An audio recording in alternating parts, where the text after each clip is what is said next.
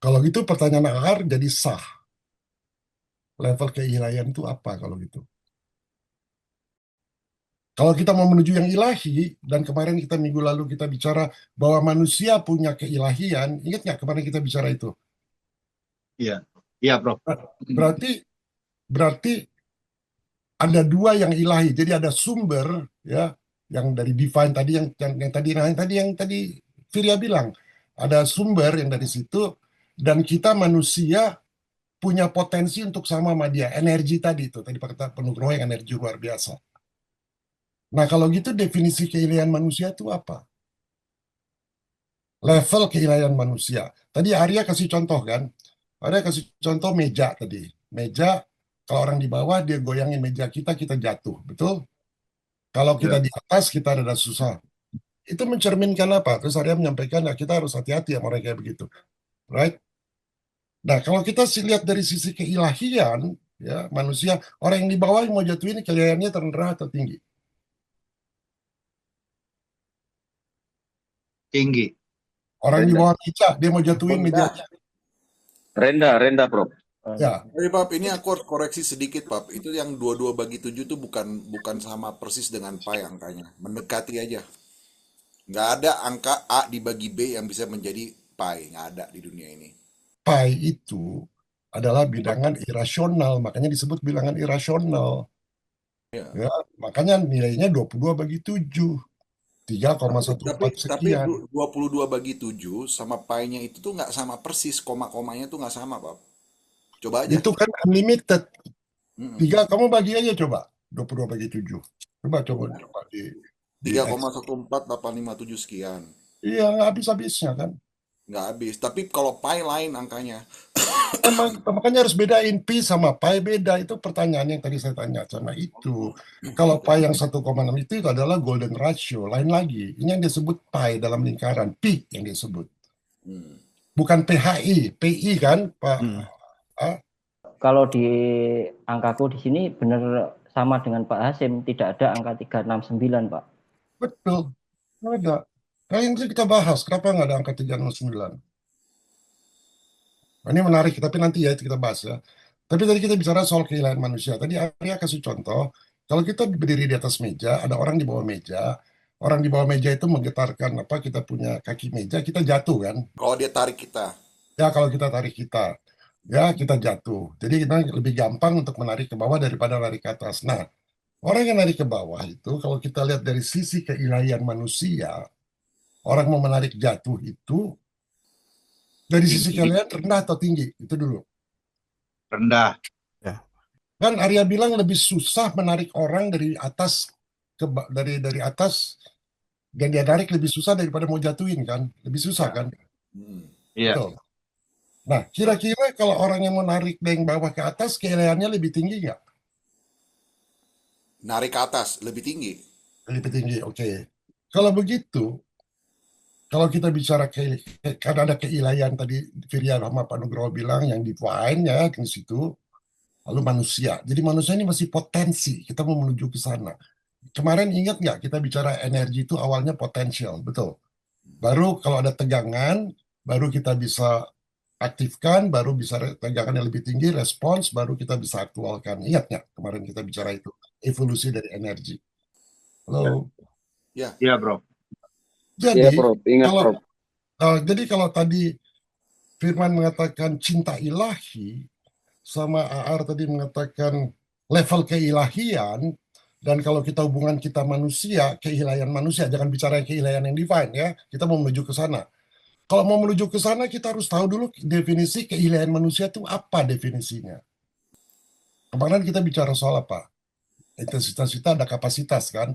Jadi definisi keilahian manusia itu adalah kapasitas kita untuk menanggapi, untuk respons kepada kebenaran, keindahan, dan kebaikan. Ingat nggak, kemarin kita bilang TBG itu ini. Jadi kalau kita nggak punya kapasitas atau kapasitas rendah untuk menanggapi kebenaran, keindahan, sama kebaikan, truth, beauty, sama goodness, ya kalian kita rendah. Semakin tinggi kita bisa respons terhadap kapasitas yang menanggapi ya yang dari atas itu kan kebenaran, keindahan, sama kebaikan. Semakin tinggi kita bisa merespons itu, maka keiliaan kita semakin tinggi. Oleh karena itu, kebenaran itu subjektif nggak? Atau objektif? Objektif. Gimana nih teman-teman? Silakan diskusi. Karena orang yang di bawah Arya tadi, dia menurutnya kebenarannya itu, dia tarik jatuh. Yang di atas enggak, dia tarik ke atas. Jadi kebenaran itu subjektif atau objektif? Truth itu objektif atau subjektif? Masih subjektif kalau di situ. Truth itu selalu subjektif. Kebenaran. Makanya di Islam tuh ada bilang, agamamu, agamamu, agamaku, agamamu. Betul nggak? Agak maksa kok. Hah? Bukan agamamu, agak maksa. Jadi maksud saya gini ya, kalau kebenaran itu adalah subjektif, maksud saya ini bukan berarti kebenaran itu sesuai selera atau relatif, nggak gitu, bro. Ada, Prof, yang absolutnya kebenarannya, Ya. yang asli. Ya, itu yang kita sebut, jangan sebut absolut dulu, bro, ketinggian. Kita sebut kebenaran yang sudah eksistensial. Ya, kan kita bilang yang pencipta itu kan eksistensial, kita evolusional. Jadi kebenaran yang eksistensial, yang namanya truth, beauty, goodness itu nggak bisa hanya kita hafalin di otak, tapi nggak pernah kita alami secara personal. Nggak hanya bisa diketahui secara intelektual, nggak cukup. Jadi namanya kebenaran, keindahan dan kebaikan itu harus kita hidupi, bukan hanya di pikiran. Jadi teori-teori tadi yang 22 bagi 7, itu yang tak terbatas, kita mau dengan terbatas, itu harus dihidupi itu. Dengan action gitu ya. Harus dihidupi. Jadi nggak bisa kebenaran yang sesuai selera. Jadi kebenaran sama keindahan dan kebaikan itu nggak bisa hanya menjadi informasi. Justru kita bicara kebenaran dan bicara keindahan dan kebaikan, justru itu harus menjadi transformasi, bukan informasi. Jadi ketika kita diskusi ya, jadi kebenaran eksistensial itu harus dihayati, bukan hanya diketahui, harus dihayati.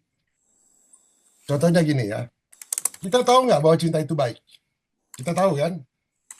Ya. Tapi itu tidak sama dengan benar-benar mencintai. Paham nggak?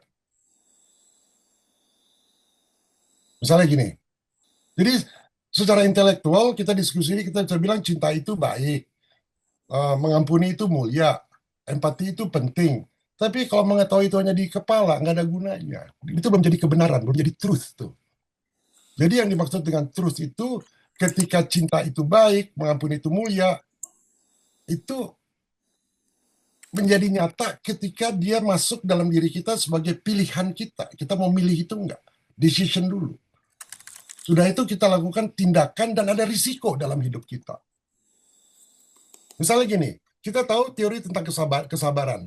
Ya, Pak Nugroho saya bilang kita harus sabar, kita harus gini. Tapi ketika disakiti, kita tetap membalas. Berarti kita belum menjadi sabar kan, betul nggak?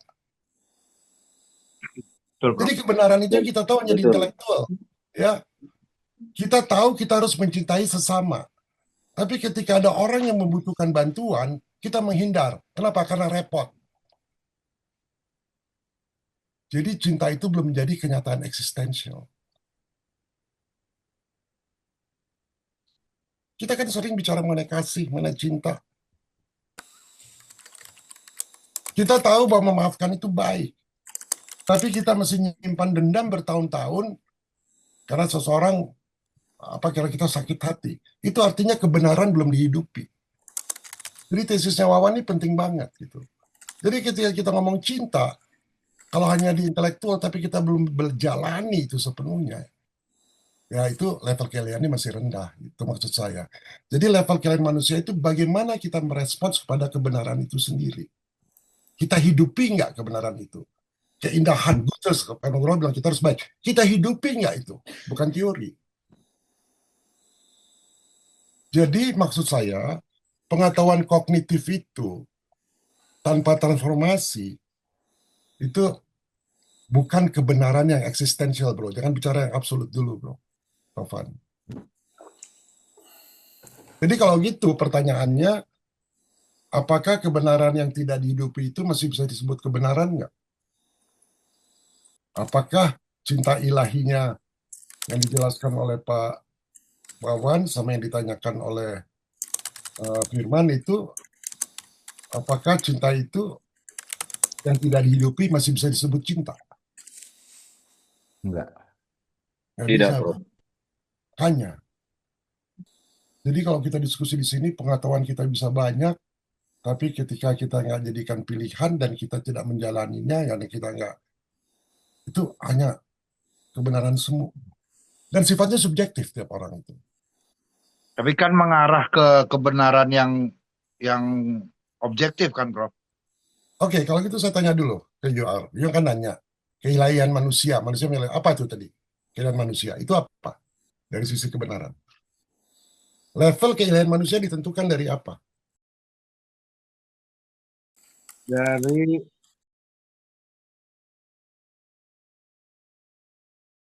Ya dicatat, padahal itu pertanyaan lo. Kapasitas kita untuk merespons atau untuk menanggapi arti kebenaran, keindahan, sama kebaikan. Iya. Itu kapasitas kita, bro. Dan kapasitas Iya. kita itu juga sangat dipengaruhi oleh R yang kemarin, resistensi kemarin. Jadi, keilahian manusia itu kapasitas kita untuk menanggapi yang ilahi itu kemarin. Yang truth, beauty, goodness. Kebenaran itu dulu lah. Nanti kita bicara keindahan, baru kita bicara kebaikan.